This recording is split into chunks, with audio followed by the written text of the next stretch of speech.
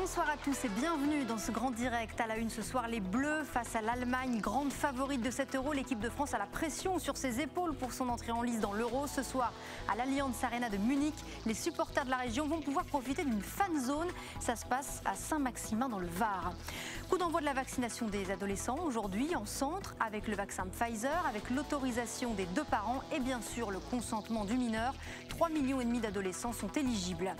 Fini la cigarette sur les plages de Marseille, déjà interdite sur 3 plages. La mesure a été généralisée cet été à l'ensemble des plages publiques de la ville.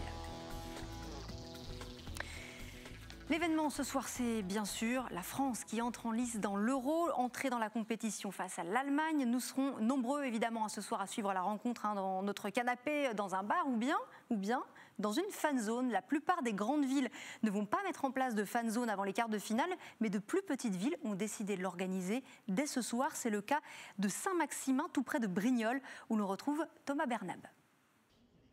Certains chanceux pourront voir le match France-Allemagne ce soir en extérieur. La commune de Saint-Maximin a décidé d'organiser une fan zone ici sur la place Malherbe. 300 places assises seront installées juste derrière moi, alors que certaines villes de France ont fait le choix d'interdire les retransmissions des matchs dans les bars. Ici, un écran géant et une sono sont de la partie pour le plus grand bonheur des supporters. Le maire de la commune nous en dit plus sur ce dispositif. Dans ces 300 places, on va être tenu de respecter la réglementation sanitaire, c'est-à-dire des groupes de 6 avec au moins un espace entre différents groupes et limité à, comme je viens de vous le dire, à 300 personnes. Les 300 personnes seront sur la fan zone. Et puis en plus, on aura des terrasses et des bars qui pourront aussi accueillir du monde, ce qui fait qu'au total, on arrivera certainement beaucoup plus de 300 personnes. Beaucoup plus que 300 personnes, mais toujours sous la barre des 1000 autorisés par les normes sanitaires. Si les restaurateurs sont majoritairement ravis de l'installation de cette fan zone, reste la question de l'horaire de fin du match. Le couvre-feu est toujours maintenu à 23 h et le match devrait se terminer au plus tôt 15 minutes avant. Pour autant, pas de changement par rapport à d'habitude pour les restaurateurs. Les règles devraient être scrupuleusement respectées. On fera comme on est obligé de faire le protocole, c'est-à-dire qu'à 22h30 on commence à boucler les tables et à 23h le restaurant sera fermé. On fait ce qu'on fait d'habitude, tout couvre-feu compris. Nous à partir de 22h30, 40 déjà on arrête de servir pour pouvoir finir à 23h. Du coup les gens ils seront encore assis à regarder le match qu'à 22h45 la fin qu'ils vont couper la télé.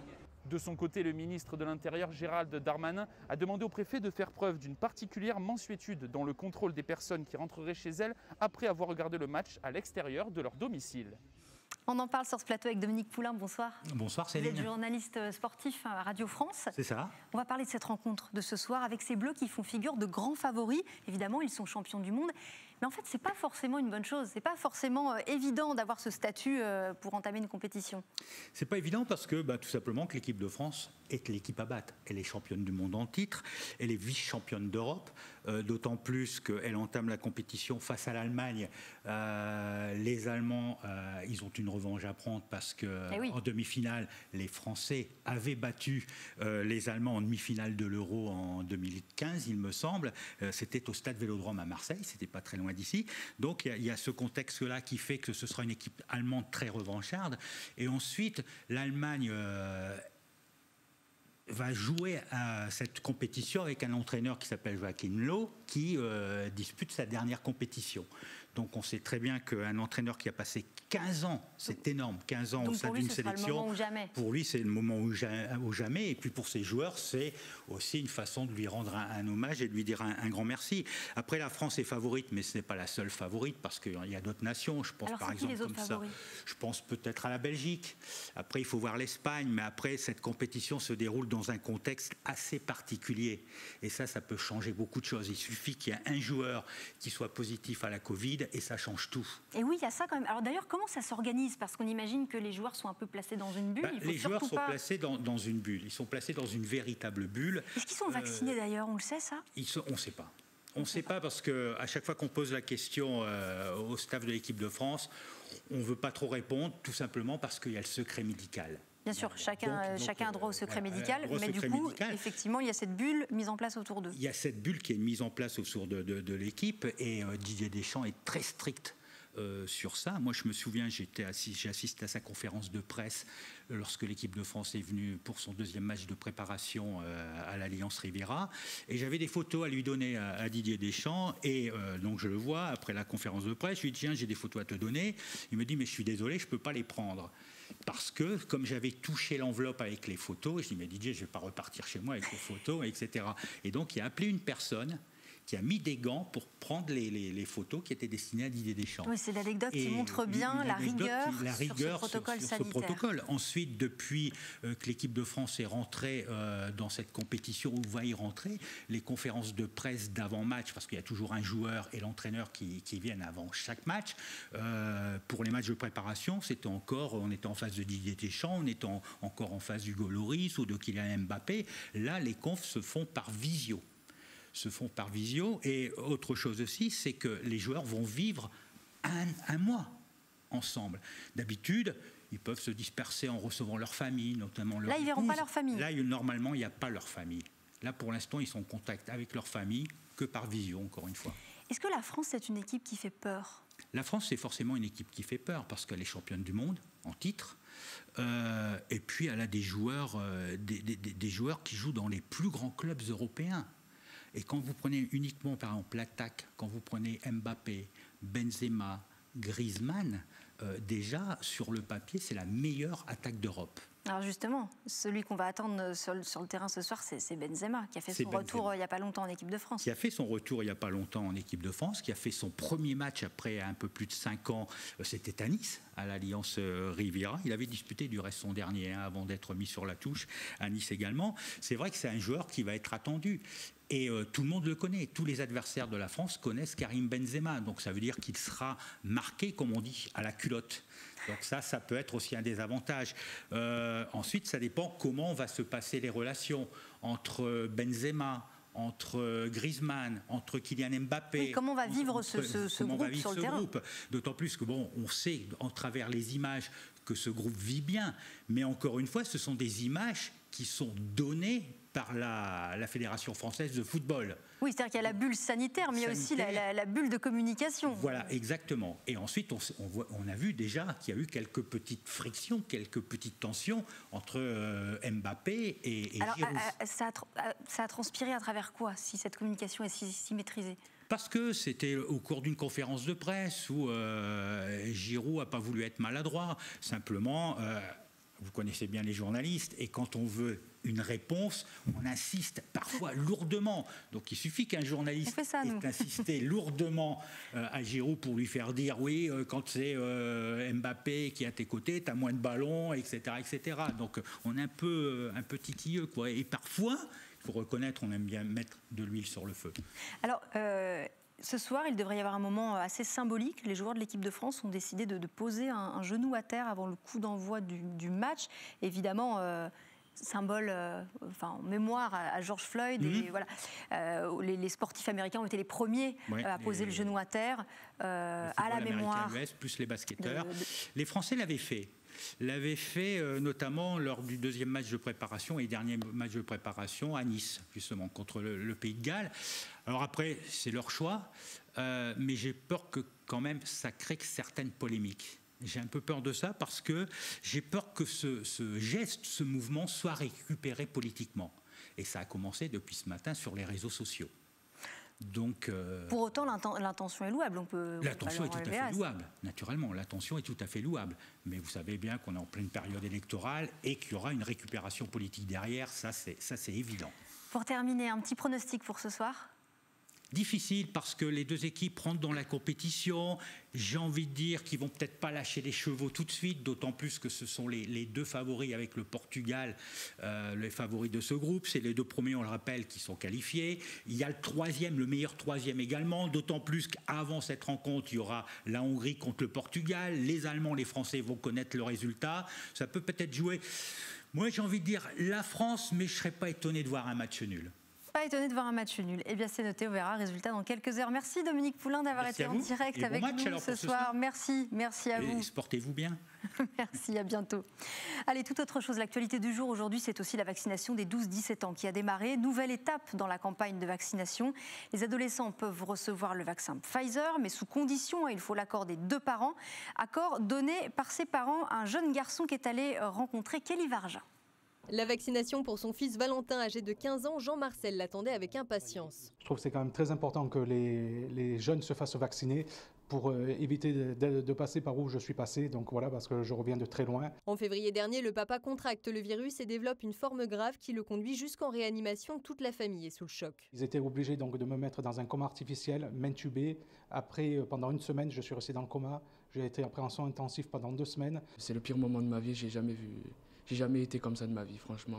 Le vaccin, ça nous protège. Direction une petite école du centre-ville de Saint-Laurent-du-Var pour la vaccination de Valentin.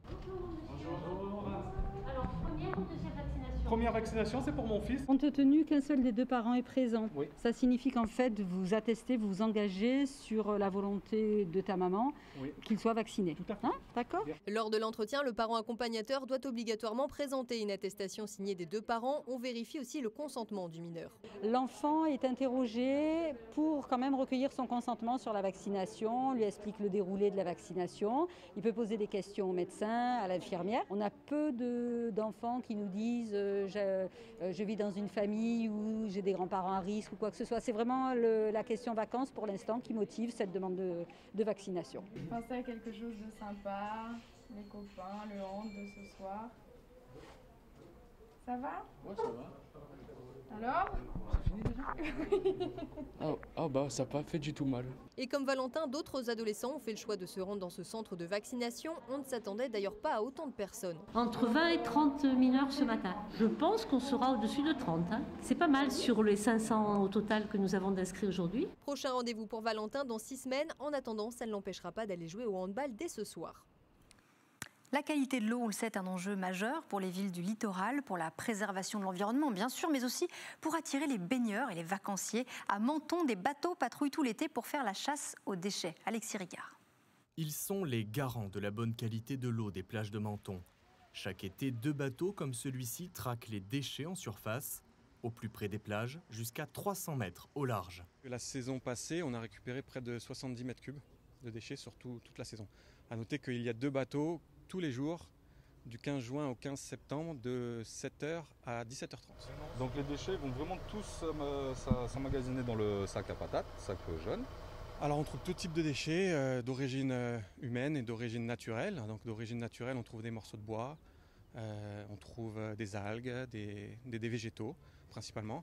Et puis pour ce qui est d'origine humaine, malheureusement, on trouve une grande variété de déchets, des mégots de cigarettes, des plastiques, des canettes. Mais la mission ne s'arrête pas là, le bateau est aussi en mesure d'oxygéner l'eau pour venir à bout de certaines pollutions légères comme les pollens en surface.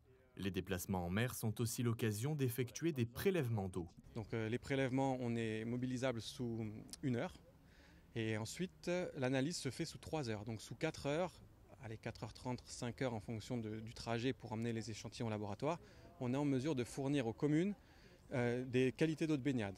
La propreté se joue aussi sur la plage où le sable est passé au crible par cet engin tous les matins. L'objectif, conserver cette belle plage. Tout cela a un coût pour la ville de Menton, 170 000 € à l'année. C'est essentiel si nous voulons recevoir dans les meilleures conditions les touristes et être attractifs dans ce but-là. Il faut qu'on se doit d'avoir des plages exemplaires. Jusqu'à fin septembre, 30 saisonniers supplémentaires complètent ce dispositif d'entretien du littoral. Nous sommes à 5 jours maintenant du premier tour des régionales. Soirée électorale sur notre antenne le soir du premier tour, bien sûr. Puis il y aura le débat de l'entre-deux tours. Ça se passera ici, sur l'antenne d'Azur TV, qui deviendra prochainement 3 chaînes encore plus proches de vous. BFM Marseille-Provence, BFM Toulon-Var et BFM Nice-Côte d'Azur. Rendez-vous donc le jeudi 24 juin, de 8h30 à 9h30 pour le débat de l'entre-deux tours. Il sera présenté par Jean-Jacques Bourdin. Thierry Mariani, tête de liste du RN, cite en exemple le bilan des maires Rassemblement National. C'était cette semaine sur un marché de la Valette du Var. Écoutez. Quasiment toutes les villes où le Rassemblement national avait été élu il y a 7 ans ont été conservées. Et en plus, Perpignan et d'autres villes ont été gagnées. Ça prouve quoi d'abord? Ça prouve que cette farce du Front républicain est qu'un attrape-gogo.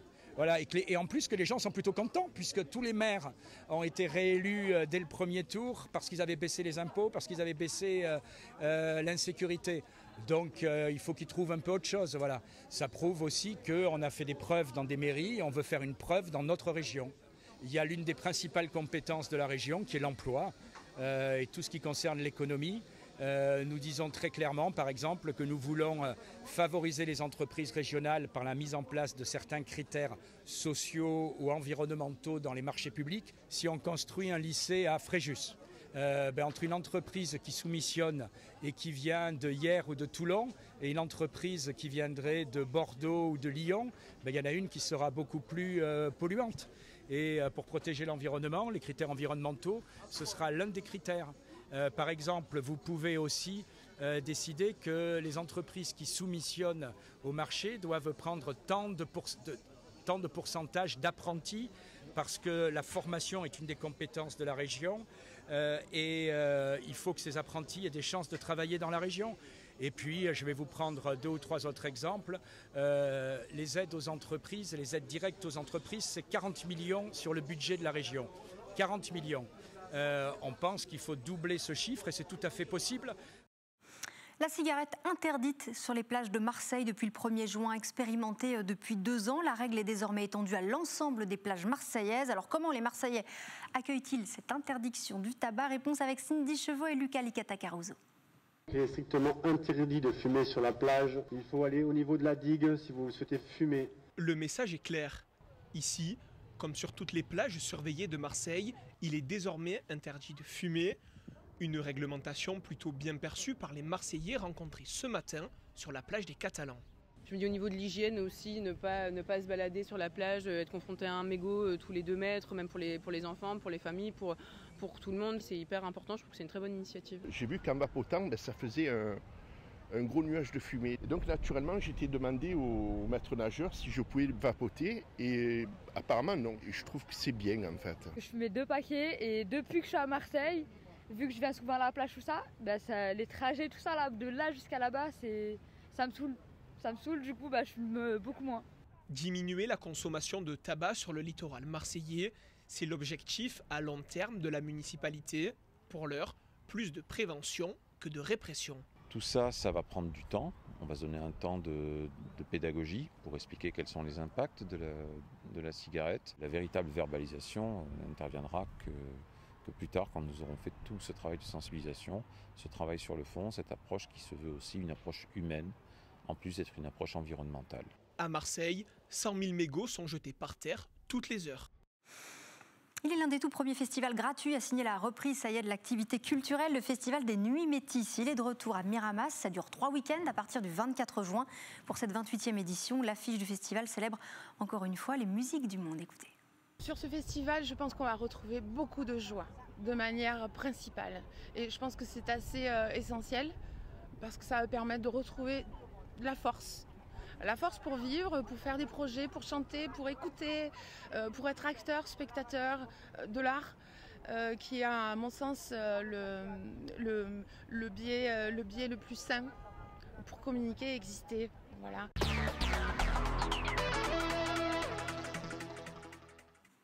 On reparle de la vaccination des adolescents, des 12-17 ans. Elle s'est ouverte aujourd'hui. Nouvelle étape donc cruciale, importante dans cette campagne de vaccination. Hervé Haas, vous êtes pédiatre infectiologue. Merci d'être avec nous ce soir. Merci, bonsoir. Tout d'abord, on le sait, les ados ne font pas de forme grave du Covid-19, sauf cas exceptionnel. Alors, tout simplement, pourquoi vacciner les ados? C'est une très bonne question, en fait. Ce qu'il faut comprendre, il y a un intérêt individuel quand même pour les ados. Ce n'est pas de les protéger contre une forme grave, comme vous venez de le dire, mais de pouvoir reprendre une vie normale à un moment, c'est-à-dire retourner en milieu scolaire sans être obligé de porter un masque, retourner en milieu scolaire sans être, avoir une distanciation imposée, pouvoir retourner aussi en vacances, voyager, aller dans certains spectacles. Il y aura besoin de ce fameux pass sanitaire dont on a déjà parlé de nombreuses fois. Mais je pense que l'intérêt aussi pour les enfants et les adolescents, c'est de pouvoir retourner voir leurs grands-parents, de retourner voir des personnes les plus fragiles. Et là, c'est un argument supplémentaire aussi pour dire pourquoi ils doivent se vacciner. Il y a un côté peut-être intéressant individuel, moins marqué que chez les adultes, en termes de prévention de maladies, mais il y a un intérêt collectif qui est très évident. Il ne faudra pas quand même qu'on l'oublie, qu'on leur demande quand même de se faire vacciner aussi pour protéger les autres. Oui, puisque la vaccination, c'est vraiment quelque chose de collectif. Il s'agit de casser les chaînes de transmission, puisque on entendra tout à l'heure un virologue qui nous explique que finalement, il ferait mieux de se contaminer entre eux pour atteindre une forme d'immunité chez les plus jeunes. Ça, c'est discutable dans le sens où ce que l'on souhaite aussi, c'est interrompre rapidement, comme vous l'avez dit, cette chaîne, et notamment empêcher la circulation ou l'apparition de nouveaux variants. Et la vaccination peut y contribuer. On voit quand même que le variant Delta ou indien, remonte un tout petit peu en Angleterre, avec un vaccin qui a été utilisé qui est probablement un peu moins efficace. Le vaccin AstraZeneca. Exactement.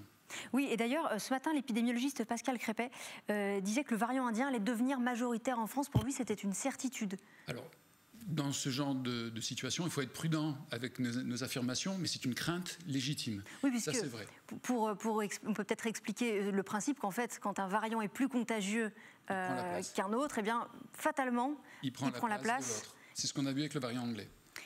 Et ça ne veut pas dire que ça va évoluer comme ça. Parce qu'il y a une chose très importante entre le virus historique qu'on avait eu au départ, puis l'apparition du variant anglais. Effectivement, comme vous l'avez parfaitement dit, il a pris la place parce qu'il était plus contagieux, pas forcément plus agressif, mais plus contagieux. Donc il a occupé la place, mais on n'avait pas la vaccination à l'époque. Là maintenant, on a un paramètre supplémentaire et positif, c'est cette campagne de vaccination qui s'étend de plus en plus et qui va freiner aussi la circulation du virus. Et on espère, mais ça c'est pas une certitude, que ça va empêcher le variant Delta ou d'autres d'apparaître. Mais ça nécessite une surveillance. Je ne serai pas aussi affirmatif, mais je serai très prudent quand même. D'ailleurs, le variant Delta est déjà installé dans plusieurs régions de France. Exact. Voilà. Notamment dans l'Est. Est-ce que pour vous, la campagne de vaccination va assez vite? Aujourd'hui, chez les adultes, l'ensemble des adultes, on est à 58% de primo-vaccinés, donc de gens qui n'ont reçu que leur première injection et ne sont que partiellement protégés. Va-t-on assez vite? Alors, on aimerait aller plus vite, mais on a été freiné pendant un moment par l'approvisionnement en vaccins. Les vaccins sont arrivés. On voit qu'aussi que le vaccin qu'on va nous proposer a une conservation qui sera plus simple qu'une forme congelée. Donc ça aussi, ça va favoriser la diffusion du vaccin, et pas du virus, du vaccin. Puis il y a aussi de plus en plus de médecins, infirmières, vétérinaires, beaucoup de gens qui sont capables de vacciner. Donc je pense que cette accélération va se faire. On avance bien. Je pense qu'on a rattrapé notre retard, qui était le réel au départ, sur d'autres pays européens. Et quand on compare aux États-Unis ou au Royaume-Uni, c'est vrai qu'on était très en retard. Mais on voit bien que cet écart s'est nettement rétréci et qu'aujourd'hui, la France est sur une excellente dynamique. Alors aujourd'hui, on n'a plus de problème de doses. Effectivement, les doses arrivent et à un rythme soutenu maintenant. Mais est-ce qu'on ne risque pas, à l'inverse maintenant, d'avoir un problème d'adhésion à la vaccination? C'est-à-dire que ceux qui étaient convaincus dès le départ qu'ils voulaient se faire vacciner, ils l'ont fait, quasiment tous. Ben oui. Et qu'on va arriver à une sorte de plafond vaccinal. Comment va-t-on faire pour augmenter la proportion de la population vaccinée? C'est sûr que l'énergie qu'il va falloir mettre pour convaincre, entre guillemets, pour rassurer les dernières personnes qui ont encore des craintes ou qui se posent des questions, c'est sûr qu'il va falloir mettre encore plus d'énergie pour gagner encore quelques personnes à vacciner. Mais je crois que ça passe par l'information, c'est tout. On a de plus en plus d'informations et sur l'efficacité et sur la tolérance. Donc ces informations sont diffusées, elles sont maîtrisées dans le monde entier, il y a des études de partout. Et ces informations sont relayées en temps réel, quasiment. Vous les avez aussi vite que la communauté médicale et la population aussi. Donc il n'y a aucune ombre dans l'information. Et ça, il faut que les gens le sachent. Quand on a un doute, il est exprimé très vite. Alors, ça passe par l'information, mais est-ce que ça passe pas aussi par la médecine de ville? Est-ce qu'il n'y a pas une urgence à ce que l'on trouve le moyen de développer la vaccination avec les vaccins ARN, Moderna, Pfizer, en médecine de ville, dans les cabinets de médecins généralistes? Je le pense fortement. Les médecins sont dans les starting blocks pour le faire. Ils ont voulu le faire avec un vaccin qui était plus facile à conserver, qui était le vaccin AstraZeneca, mais on a vu que ça a réduit la population qui était disponible, puisqu'on ne faisait pas. Et aujourd'hui, je crois qu'il y a très peu d'injections avec AstraZeneca. Je pense qu'à terme, le vaccin AstraZeneca ne fera plus partie de notre arsenal. Et le vaccin Pfizer posait un problème de conservation. Je reviens là-dessus. Moins 80 degrés, puis moins 20 degrés, puis au frigo. Pendant quelques jours, ce n'était pas facile pour les médecins. Mais on va avoir à disposition des vaccins qui seront plus facilement conservables, donc plus facilement utilisables par les médecins en ville, et je pense que ça va se faire dans les semaines qui viennent. Alors aujourd'hui, le ministre de la Santé, Olivier Véran, a annoncé que le délai entre les 2 doses de vaccin allait être assoupli. La seconde dose sera administrable entre 21 et 49 jours après la première injection. Pourquoi élargir comme cela l'éventail pour cette deuxième dose? Parce que dire 3 semaines strictes, c'était pas raisonnable, parce qu'en pratique quotidienne, on n'arrive pas pile poil, comme on dit, aux 3 semaines. Donc d'avoir un petit peu de souplesse, c'est une bonne chose. Mais les 6 semaines qui avaient été données préalablement, c'était pour permettre d'attendre, enfin de proposer le maximum de premières doses exactement au maximum de gens et attendre que les vaccins arrivent. À partir du moment où les vaccins sont là, on peut respecter ce qui a été mis en évidence par les études, notamment de Pfizer, et qui ont été publiées, et qui montrent que l'efficacité est excellente à partir de 21 jours. Donc, et on sait quand est-ce qu'elle retombe? Est-ce qu'on connaît la période précise où l'efficacité est optimale? Alors ça dépend beaucoup d'âge. Là, on parlait des adolescents. On sait que les adolescents, ça marche excessivement bien. Oui, on est à 100% d'efficacité dans les essais cliniques. Déjà, après une dose, c'est remarquable. Mais il en faut une deuxième pour que justement les taux d'anticorps montent suffisamment de manière élevée pour avoir un plateau qui dure le plus longtemps. L'idée, c'est aussi de protéger longtemps. Et là, on attend un peu encore des reculs pour savoir est-ce que ça protège 1 an, un peu moins d'1 an, un peu plus d'1 an. On attend, mais manifestement, il semblerait que la vaccination nous protège pas loin d'1 an. Oui, on est optimiste là-dessus, parce qu'on peut expliquer aussi rapidement comment ça fonctionne pour savoir combien de temps dure cette immunité. En fait, on observe tout simplement, c'est-à-dire qu'on observe dans les populations vaccinées combien de temps après des gens commencent à se recontaminer. En fait, c'est vraiment de l'observation. Vous avez bien compris, je vois que vous avez bien analysé tout ça. Effectivement, c'est ça, en sachant quand même que notre témoin biologique, parce que beaucoup de gens se disent je vais me faire une sérologie pour être sûr que... Et la sérologie, c'est un témoin, mais pas le seul. Il en a d'autres immunités. Vous l'avez dit qu'en fait, la seule façon d'être sûr qu'on est protégé, c'est quand on ne retombe pas malade. Merci beaucoup Hervé As, pédiatre infectiologue, pour toutes ces explications très claires ce soir sur le plateau du Grand Direct. Allez, on va parler de toute autre chose à présent, de mariage. Et oui, il y a la saison des mariages qui a repris, de futurs époux, vous allez le voir, ne laissent absolument rien au hasard et ils font appel à une professionnelle pour préparer leur chorégraphie d'entrée de bal. Ça se passe à la Ciotat. Ludivine, qui est coach sportif, s'est lancée il y a 6 ans dans ce business et la demande est là. Yentel Criado a rencontré un jeune couple qui travaille dur.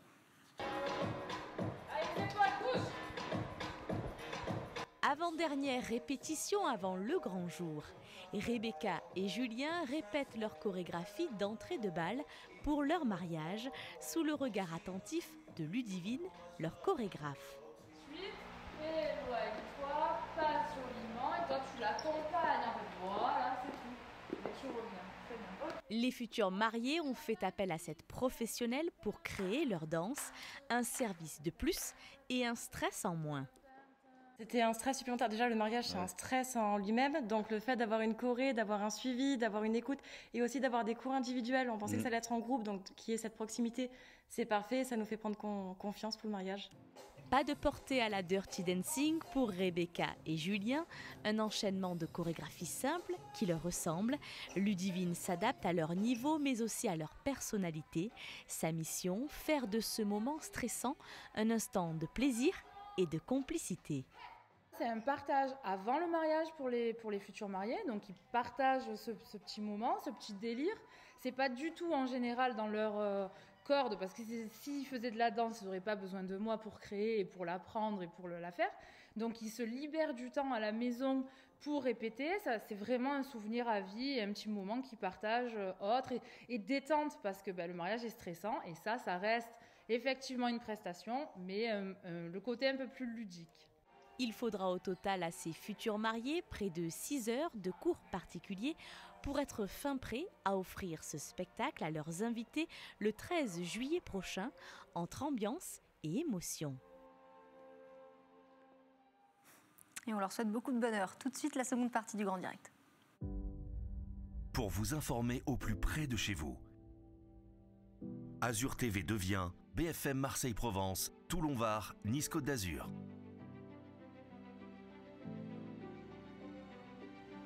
L'info de proximité, l'économie locale, les loisirs, les sports, les transports, les sorties, toute l'actualité, 7 jours sur 7.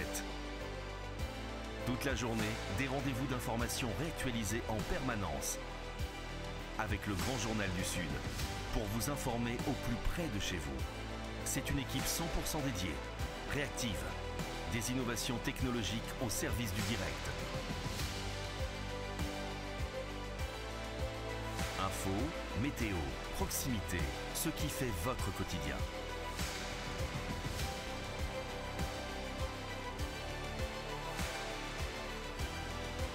BFM Marseille-Provence, BFM Toulon-Var, BFM Nice-Côte d'Azur. Disponible sur tous les supports.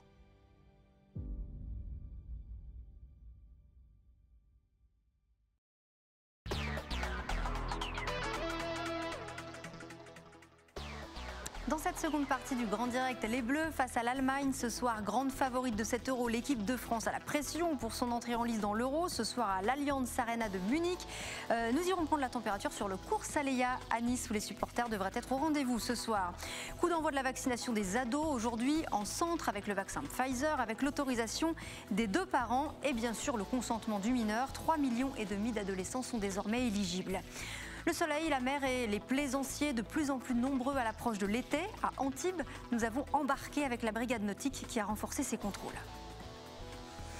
On prend d'abord la direction du cours Saleya à Nice, où ce soir les supporters des Bleus vont vibrer comme des millions de Français. Ils suivront l'entrée en lice des Bleus dans l'Euro. Et quelle entrée en matière puisque la France affronte à Munich l'Allemagne pour sa première rencontre. On retrouve Marie Juisto sur le cours Saleya à quelques heures de ce match. Ils seront nombreux ici à suivre le match sur le cours Saleya.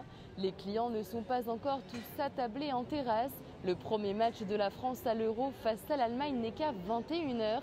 Mais les restaurateurs, eux, sont sur le pied de guerre depuis le début de l'après-midi.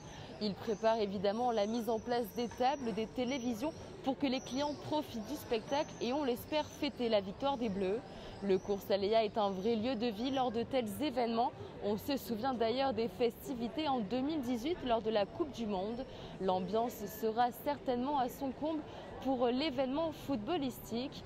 Le match devrait se terminer, si on ne compte pas le temps additionnel, aux alentours de 22h45. Et en termes de couvre-feu, il n'y a pas de dérogation. Mais Gérald Darmanin a demandé hier aux forces de l'ordre de faire preuve d'une particulière mansuétude lors des contrôles des personnes qui rentreraient chez elles après avoir regardé le match à l'extérieur de leur domicile. Les Niçois pourront donc sans inquiétude soutenir l'équipe de France. On le rappelle, le coup d'envoi sera donné au stade Allianz Arena à Munich à 21h. La plupart des grandes villes ont fait le choix pour l'instant, à ce stade de la compétition, de ne pas mettre en place de fan zone avant les quarts de finale du moins, mais de plus petites villes l'organisent dès ce soir. C'est le cas de Saint-Maximin, c'est tout près de Brignoles où l'on retrouve Thomas Bernab. Certains chanceux pourront voir le match France-Allemagne ce soir en extérieur. La commune de Saint-Maximin a décidé d'organiser une fan zone ici sur la place Malherbe. 300 places assises seront installées juste derrière moi, alors que certaines villes de France ont fait le choix d'interdire les retransmissions des matchs dans les bars. Ici, un écran géant et une sono sont de la partie pour le plus grand bonheur des supporters. Le maire de la commune nous en dit plus sur ce dispositif. Dans ces 300 places, on va être tenu de respecter la réglementation sanitaire, c'est-à-dire des groupes de 6 avec au moins un espace entre différents groupes et limité à, comme je viens de vous le dire, à 300 personnes. Les 300 personnes seront sur la fan zone. Et puis en plus, on aura des terrasses et des bars qui pourront aussi accueillir du monde, ce qui fait qu'au total, on arrivera certainement beaucoup plus de 300 personnes. Beaucoup plus que 300 personnes, mais toujours sous la barre des 1000 autorisés par les normes sanitaires. Si les restaurateurs sont majoritairement ravis de l'installation de cette fan zone, reste la question de l'horaire de fin du match. Le couvre-feu est toujours maintenu à 23h et le match devrait se terminer au plus tôt 15 minutes avant. Pour autant, pas de changement par rapport à d'habitude pour les restaurateurs. Les règles devraient être scrupuleusement respectées. On fera comme on est obligé de faire le protocole, c'est-à-dire qu'à 22h30 on commence à boucler les tables et à 23h le restaurant sera fermé. On fait ce qu'on fait d'habitude, tout couvre-feu compris. Nous à partir de 22h30, 40 déjà on arrête de servir pour pouvoir finir à 23h. Du coup les gens ils seront encore assis à regarder le match jusqu'à 22h45, la fin qu'ils vont couper la télé. De son côté, le ministre de l'Intérieur, Gérald Darmanin, a demandé au préfet de faire preuve d'une particulière mansuétude dans le contrôle des personnes qui rentreraient chez elles après avoir regardé le match à l'extérieur de leur domicile. L'autre actualité de cette journée, c'est la vaccination des 12-17 ans qui a démarré. Nouvelle étape donc dans la campagne de vaccination. Les adolescents peuvent maintenant recevoir le vaccin Pfizer, mais sous condition, il faut l'accord des 2 parents. Accord donné par les parents de ce jeune adolescent qui est allé se faire vacciner tout à l'heure et qui a rencontré Kelly Vargin. La vaccination pour son fils Valentin, âgé de 15 ans, Jean-Marcel l'attendait avec impatience. Je trouve que c'est quand même très important que les jeunes se fassent vacciner pour éviter de passer par où je suis passé, donc voilà, parce que je reviens de très loin. En février dernier, le papa contracte le virus et développe une forme grave qui le conduit jusqu'en réanimation. Toute la famille est sous le choc. Ils étaient obligés donc de me mettre dans un coma artificiel, m'intuber. Après, pendant 1 semaine, je suis resté dans le coma. J'ai été après en soins intensifs pendant 2 semaines. C'est le pire moment de ma vie, j'ai jamais été comme ça de ma vie, franchement. Le vaccin, ça nous protège. Direction une petite école du centre-ville de Saint-Laurent-du-Var pour la vaccination de Valentin. Alors, première ou deuxième vaccination ? Première vaccination, c'est pour mon fils. Compte tenu qu'un seul des 2 parents est présent, oui. Ça signifie qu'en fait, vous attestez, vous vous engagez sur la volonté de ta maman, oui, qu'il soit vacciné. Tout à fait. Hein, d'accord ? Lors de l'entretien, le parent accompagnateur doit obligatoirement présenter une attestation signée des 2 parents. On vérifie aussi le consentement du mineur. L'enfant est interrogé pour quand même recueillir son consentement sur la vaccination, on lui explique le déroulé de la vaccination. Il peut poser des questions au médecin, à l'infirmière. On a peu d'enfants qui nous disent je vis dans une famille où j'ai des grands-parents à risque ou quoi que ce soit. C'est vraiment la question vacances pour l'instant qui motive cette demande de vaccination. Pensez à quelque chose de sympa, les copains, le hand de ce soir. Ça va ? Ouais, ça va. Alors ? C'est fini déjà ? Ah bah ça n'a pas fait du tout mal. Et comme Valentin, d'autres adolescents ont fait le choix de se rendre dans ce centre de vaccination. On ne s'attendait d'ailleurs pas à autant de personnes. Entre 20 et 30 mineurs ce matin. Je pense qu'on sera au-dessus de 30. Hein. C'est pas mal sur les 500 au total que nous avons d'inscrits aujourd'hui. Prochain rendez-vous pour Valentin dans 6 semaines. En attendant, ça ne l'empêchera pas d'aller jouer au handball dès ce soir. Alors pourquoi vacciner les adolescents? Ils ne risquent pas de forme grave, sauf de façon exceptionnelle, mais leur vaccination permet notamment de casser les chaînes de contamination et donc, à terme, de protéger les plus vulnérables. Voici en tout cas l'analyse d'une généticienne suivie d'un virologue des Bouches-du-Rhône. Écoutez-les tous les deux. En ouvrant la possibilité de la vaccination aux plus jeunes, l'idée c'est d'avoir un champ plus large de vaccination et d'atteindre un certain niveau de personnes vaccinées en France sur le territoire. Ça c'est l'enjeu collectif, qu'on oublie souvent malheureusement et qui est essentiel. Après, pour les jeunes eux-mêmes, c'est vrai qu'il n'y a pas de forme grave de la maladie, mais néanmoins, les jeunes, on a vu, étaient soit malades, soit passeurs de virus, et là on est dans le cadre de l'immunité collective attendue. Les enfants et les adolescents ne tirent en fin de compte aucun profit direct de la vaccination, puisque à partir même de 40 ans, le Covid n'est plus du tout une maladie dangereuse et grave. La raison pour laquelle on pousse les adolescents et les enfants à se faire vacciner, c'est pour compenser le fait qu'un certain nombre de gens, des seniors de plus de 65 ans, ne sont pas vaccinés et qu'il faut atteindre ce qu'on appelle l'immunité collective par le biais de la vaccination des enfants. Donc je ne comprends pas pourquoi, alors qu'on a déjà vacciné maintenant la majorité des gens qui sont fragiles, donc les plus de 40 ans, pourquoi on cherche à obtenir l'immunité collective uniquement à travers le vaccin? Parce qu'on pourrait très bien laisser les jeunes s'infecter naturellement. Ils font des formes de Covid extrêmement asymptomatiques pour la plupart. Donc je serais presque en faveur des rave parties et des fêtes sauvages entre jeunes, pour que le reste de la population, qui lui n'est pas du tout à risque de formes graves du Covid, s'immunise, et comme ça qu'on complète à 100% les gens qui seront immunisés contre cette maladie. La politique à présent, nous sommes à 5 jours maintenant du premier tour des régionales. La soirée électorale sera à vivre sur notre antenne, bien entendu, le soir du premier tour dimanche. Puis il y aura le débat de l'entre-deux tours. Ça se passera ici, sur l'antenne d'Azur TV, qui deviendra très prochainement 3 chaînes, toujours plus proches de vous. BFM Marseille-Provence, BFM Toulon-Var et BFM Nice-Côte d'Azur. Rendez-vous pris le 24 juin de 8h30 à 9h30 pour le débat de l'entre-deux tours.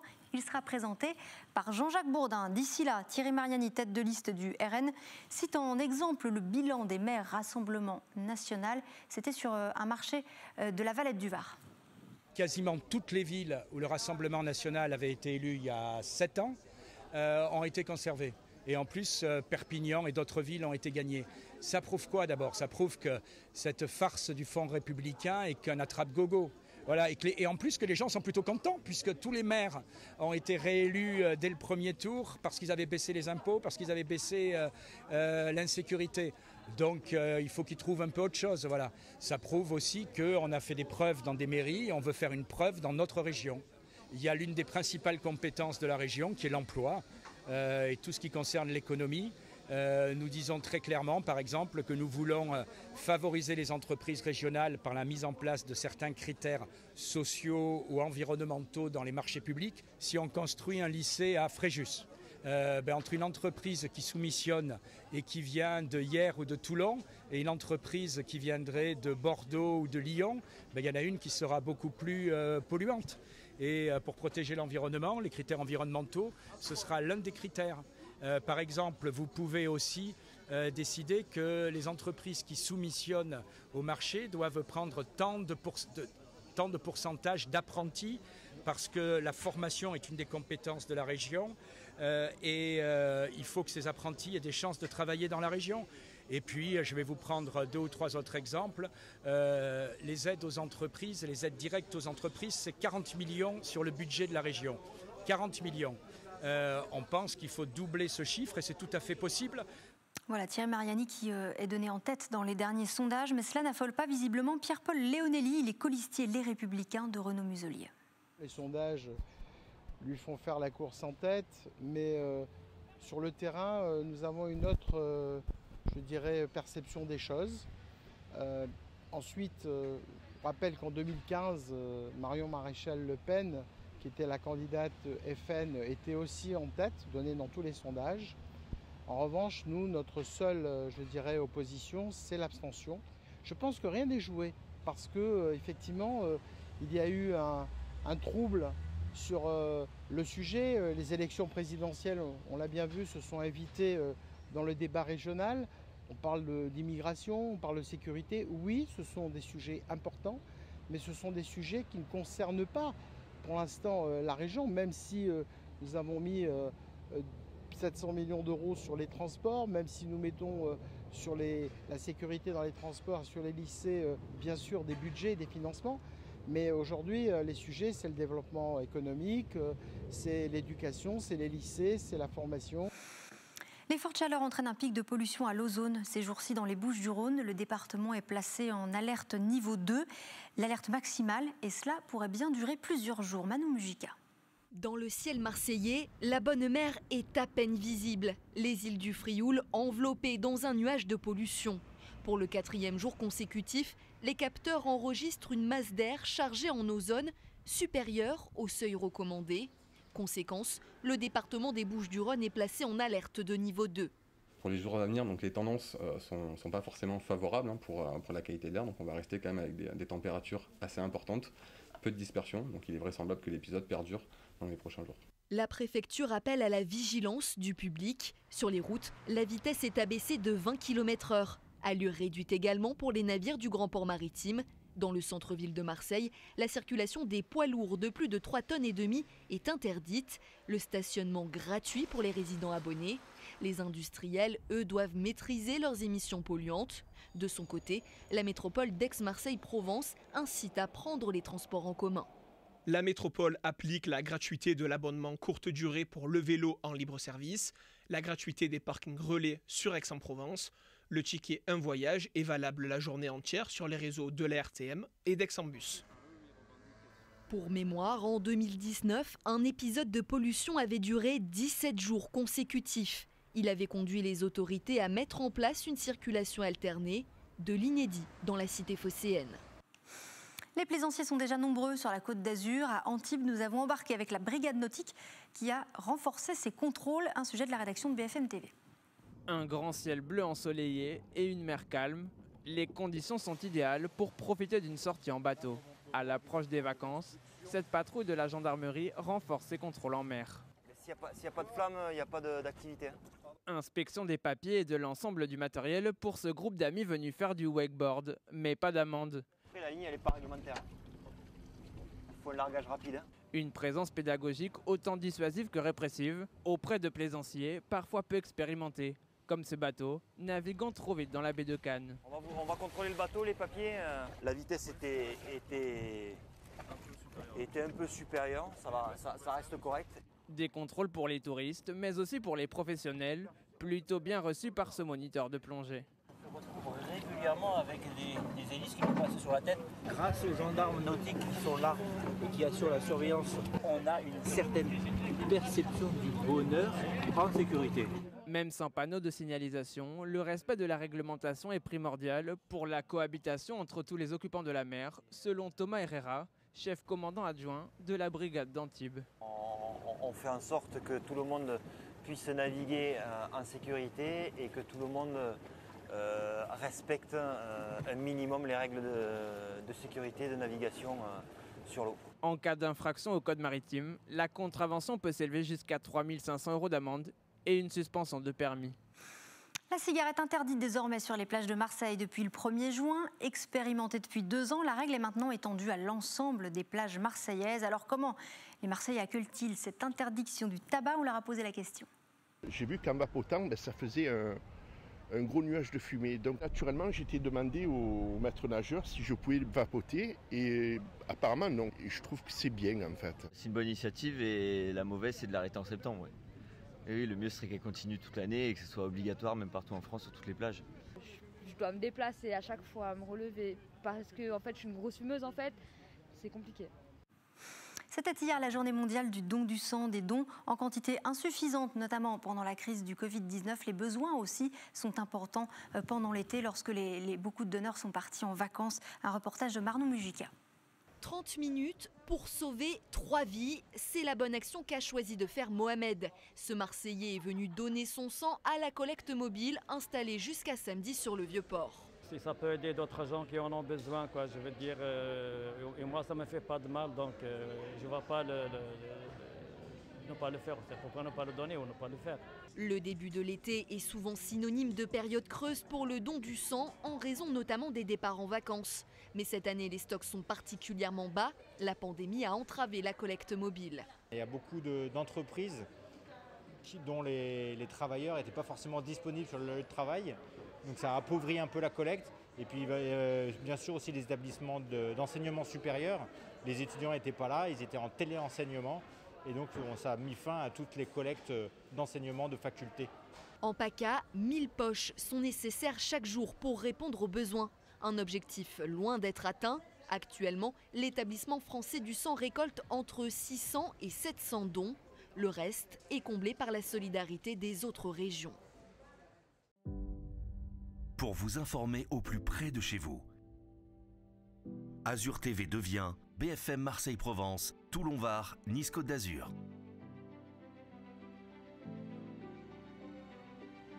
L'info de proximité, l'économie locale, les loisirs, les sports, les transports, les sorties, toute l'actualité, 7 jours sur 7. Toute la journée, des rendez-vous d'information réactualisés en permanence. Avec le Grand Journal du Sud, pour vous informer au plus près de chez vous. C'est une équipe 100% dédiée, réactive, des innovations technologiques au service du direct.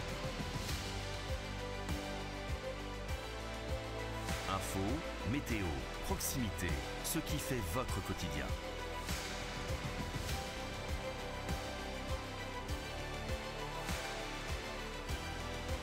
BFM Marseille-Provence, BFM Toulon-Var, BFM Nice-Côte d'Azur.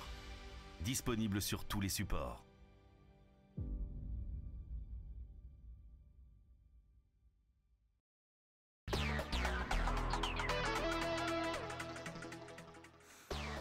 Dans l'actualité, ce soir, les Bleus face à l'Allemagne, grande favorite de l'Euro. L'équipe de France a la pression pour son entrée en lice dans l'Euro ce soir à l'Allianz Arena de Munich. Dans la région, les supporters pourront notamment profiter d'une fan zone du côté de Saint-Maximin dans le Var. Coup d'envoi de la vaccination des adolescents aujourd'hui en centre avec le vaccin Pfizer, avec l'autorisation des 2 parents et bien sûr le consentement du mineur. 3,5 millions d'adolescents sont éligibles. Et puis fini la cigarette sur les plages de Marseille, déjà interdite sur 3 plages depuis 2 ans. La mesure a été généralisée cet été à l'ensemble des plages publiques de la ville. On s'arrête ce soir sur une décision de justice qui a son importance. La Cour de cassation a invalidé la fermeture d'une boutique qui vend des produits à base de CBD. Le CBD, c'est le cannabidiol, c'est cette substance qui est présente dans le cannabis, qui a des vertus relaxantes, mais qui n'est pas une substance psychoactive, qui n'a pas de vertus psychotropes. On en parle avec notre invité, le député François-Michel Lambert. Bonsoir, merci d'être avec nous. Bonsoir. Pourquoi cette décision de la Cour de cassation est importante? Est-ce que de fait, déjà, il faut comprendre que la Cour de cassation confirme que la commercialisation de certains produits à base de CBD est bien légale en France? Ce n'est pas exactement ça qu'elle confirme. Ce qu'elle confirme, c'est que surtout, on ne peut pas interdire de vendre un produit si on ne démontre pas qu'il est interdit à la vente. Or, aujourd'hui, il y a un grand vide juridique sur le cannabis, le chanvre à base de CBD et, comme vous l'avez dit, avec un THC, un taux de psychotrope extrêmement bas, c'est-à-dire un produit qui n'est pas considéré comme un stupéfiant. La France est le dernier pays en Europe, je dis bien le dernier en Europe, à avoir une telle restriction, une telle contrainte. Dès qu'on parle de cannabis, on a l'impression que les pouvoirs publics qui donnent instruction aux forces de l'ordre deviennent un peu hystériques. Je rappelle un autre épisode la semaine dernière de 250 plants de cannabis de décoration qui ne peuvent même pas être consommés, ont été brusquement retirés d'un magasin de vente type Truffaut avec une escouade de gendarmes. C'est devenu une hystérie de la part de ce gouvernement. Alors là, ce que dit la Cour de cassation, elle dit, bon, votre hystérie, vous allez vous calmer et vous allez démontrer que ce produit n'est pas autorisé à la vente. En attendant, il est autorisé à la vente et je pense à tous ceux qui se sont lancés dans la vente de produits à base de CBD et il y en a des centaines en France. Oui, parce qu'il y a toute une économie qui s'est développée autour de ces produits. Ça se vend sous forme d'huile, mais c'est surtout ce qui se vend sous forme d'herbe, c'est cela, de fleurs de CBD qui peut en apparence s'apparenter aux stupéfiants. Et c'est cela finalement qui posait problème, non? Alors voilà, je crois que vous comprenez. Je crois que c'est le fait qu'une fleur, on a vu, on voit en direct aussi dans votre émission, une fleur de chanvre qui n'a pas de THC, je le redis, qui n'est pas un stupéfiant, mais qui contient d'autres produits et qui peut être agréable à fumer ou à consommer en tisane. Pour ma part, je ne connais pas, je ne le consomme absolument pas. Mais je peux le concevoir comme on peut le concevoir sur du thé, sur du café ou sur d'autres choses. Mais le problème de cette fleur, c'est qu'elle ressemble trop à une fleur de cannabis avec un THC extrêmement élevé. Donc, le gouvernement a décidé de tout interdire, un peu comme si vous interdisiez un produit parce qu'il ressemble à un autre interdit alors que lui n'est pas un problème. Et c'est ça qui n'est pas acceptable. C'est d'autant moins acceptable qu'aujourd'hui, je le dis, je le redis, il n'y a que la France qui est dans ce délire de persécution sur le mot cannabis. Vous dites cannabis, vous dessinez une fleur de chanvre, une fleur de cannabis, une fleur de chanvre, vous voyez, et là, immédiatement, vous vous exposez à des problèmes, alors que ce n'est pas un problème lorsque c'est un produit qui se situe dans un spectre autorisé, un spectre normal de consommation ou d'usage. Mais alors, dans ce cas, est-ce qu'il ne faut pas encadrer son usage pour s'assurer que des produits qui ne contiennent pas de substances psychoactives soient bien vendus dans ces boutiques? Est-ce qu'il n'y a pas des solutions, un cadre à mettre en place? C'est ce que nous essayons. Je suis membre de la mission d'information sur le cannabis. C'est ce que nous avons avec 3 volets. Le cannabis thérapeutique, qui est d'ailleurs un très très très gros problème. C'est-à-dire qu'aujourd'hui, on va faire des tests pour soigner des gens avec le cannabis thérapeutique, mais on n'aura pas l'autorisation de le produire en France. Donc on va importer du cannabis d'autres pays pour venir faire des expérimentations et des confirmations de ce qui marche d'ailleurs dans les autres pays. Les Israéliens sont à 20 types de maladies traitées par le cannabis. En France, on va en expérimenter 5 et encore en contraignant tout ça. Moi, je pense aux gens qui en ont besoin. C'est le cannabis dit de bien-être à base de CBD, celui dont on parle à l'instant. Alors, le cannabis, qu'on soit précis, le cannabis thérapeutique, est-ce qu'il contient la substance psychoactive qu'on appelle le THC? Bien sûr. Mais bien sûr. Mais donc c'est une autre problématique que les produits à base de CBD. Oui, mais je pense, moi au moins à l'âge avancé que j'ai déjà consommé des produits avec des éléments psychoactifs. C'est normal, ce sont nos médicaments, à commencer par ceux autour de la morphine. Il n'y a rien d'extraordinaire, ça existe depuis la nuit des temps. Heureusement que nos médecins peuvent prescrire des médicaments avec des produits psychoactifs, sinon on ne serait même pas soigné. Non, bien entendu, c'était juste pour bien expliquer expliquer à ceux qui nous écoutent quelle est la différence effectivement entre le CBD, entre le cannabis tel qu'on l'entend au sens commun. Un médicament est vendu en pharmacie et prescrit par un médecin. Et aujourd'hui, un médicament, si une autre matière première est utilisée, il n'aura pas trop de problèmes. S'il est écrit dessus qu'il est à base de cannabis, ça devient le délire dans notre administration. Et ça, c'est la volonté de Gérald Darmanin, c'est de rendre fou notre France autour du cannabis. Mais moi, je pense surtout aux malades qui ne sont pas soignés. Voilà pour le thérapeutique. Vous voulez dire, vous dénoncez un discours politique vis-à-vis des stupéfiants. C'est vrai que récemment, le gouvernement a affiché sa volonté d'accentuer la lutte contre les drogues. Mais ça, c'est presque... Je vous rappelle quand même que Marlène Schiappa, elle a dit qu'elle refusait le cannabis thérapeutique. C'est-à-dire que les milliers, les dizaines de milliers de personnes qui pourraient être soignées en Suisse, en Belgique, en Israël, en Allemagne, en Espagne, ils seraient soignés. En France, on leur interdit d'être soignés parce que le mot cannabis apparaît. Je ne sais pas si on se rend compte de l'hystérie, et je pèse mes mots, que ce gouvernement, Gérald Darmanin, Marlène Schiappa, créé autour du mot cannabis. Alors imaginez si après vous dites, moi je veux consommer du cannabis en tisane, mais du cannabis sans psychotrope, ce qu'on appelle le bien-être, parce que comme d'autres tisanes, ça m'apaise. Alors vous pouvez prendre tout le spectre des tisanes, de tilleul, de chèvrefeuille, de marjolaine, de tout ce que vous voulez, mais si vous mettez cannabis, immédiatement les pouvoirs publics vous bloquent, ce qui c'est complètement délire. Et puis après, il y a le cannabis dit récréatif, qui lui est celui qui est considéré comme une drogue, sur lequel nous avons une stratégie à l'unanimité, je dis à l'unanimité des 28 membres de la mission d'information du cannabis, dont évidemment tous ceux de la majorité. Nous disons qu'il faut aller vers une légalisation contrôlée, parce que cette hystérie, ça nous amène dans ce que nous voyons aujourd'hui, des entrepreneurs qui se retrouvent d'un seul coup avec des policiers qui leur ferment leur boutique et avec des menaces de plusieurs centaines de milliers d'euros d'amende, alors que dans un autre pays, ils sont applaudis. Et les autres pays, je le redis, ce sont tous les autres pays européens. Tous, sans exception. Quand vous parlez de légalisation encadrée, concrètement, quelle forme ça prendrait ?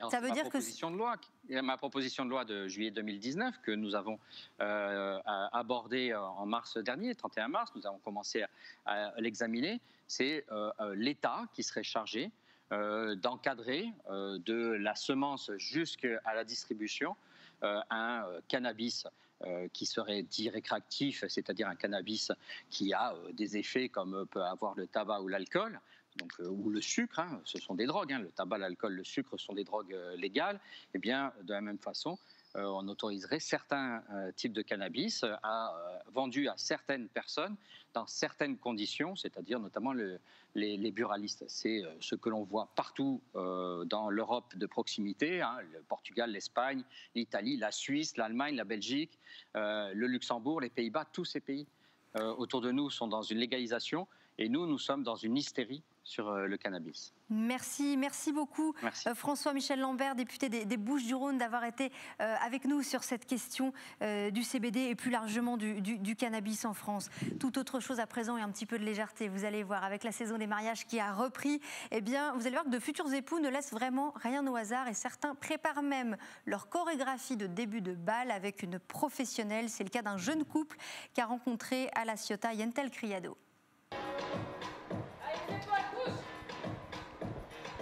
Avant-dernière répétition avant le grand jour. Rebecca et Julien répètent leur chorégraphie d'entrée de bal pour leur mariage sous le regard attentif de Ludivine, leur chorégraphe. Ensuite, éloigne-toi, passe joliment et toi tu l'accompagnes. Voilà, c'est tout. Et tu reviens. Très bien. Les futurs mariés ont fait appel à cette professionnelle pour créer leur danse, un service de plus et un stress en moins. C'était un stress supplémentaire. Déjà, le mariage, c'est un stress en lui-même. Donc, le fait d'avoir une choré, d'avoir un suivi, d'avoir une écoute et aussi d'avoir des cours individuels. On pensait que ça allait être en groupe, donc qu'il y ait cette proximité, c'est parfait. Ça nous fait prendre confiance pour le mariage. Pas de portée à la dirty dancing pour Rebecca et Julien. Un enchaînement de chorégraphies simples qui leur ressemblent. Ludivine s'adapte à leur niveau, mais aussi à leur personnalité. Sa mission, faire de ce moment stressant un instant de plaisir et de complicité. C'est un partage avant le mariage pour les futurs mariés, donc ils partagent ce petit moment, ce petit délire. C'est pas du tout en général dans leur corde, parce que s'ils faisaient de la danse, ils n'auraient pas besoin de moi pour créer et pour l'apprendre et pour la faire. Donc ils se libèrent du temps à la maison pour répéter. Ça, c'est vraiment un souvenir à vie et un petit moment qu'ils partagent autre et détente, parce que le mariage est stressant et ça reste effectivement une prestation, mais le côté un peu plus ludique. Il faudra au total à ces futurs mariés près de 6 heures de cours particuliers pour être fin prêts à offrir ce spectacle à leurs invités le 13 juillet prochain, entre ambiance et émotion. Voilà, merci de nous avoir suivis. Je vous souhaite une très belle soirée à tous. À demain.